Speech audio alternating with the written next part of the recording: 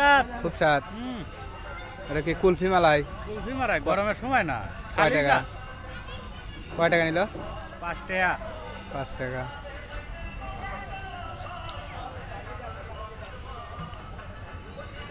সম্মানিত ভিউয়ার্স, আমাদের ঐতিহ্যবাহী চকচবিলা গ্রামে, সলঙ্গা থানায় অন্তর্গত চকচবিলা গ্রামে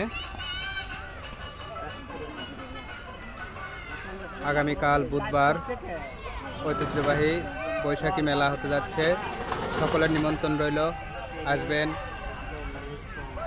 উপভোগ করবেন আমাদের এই মেলাটি।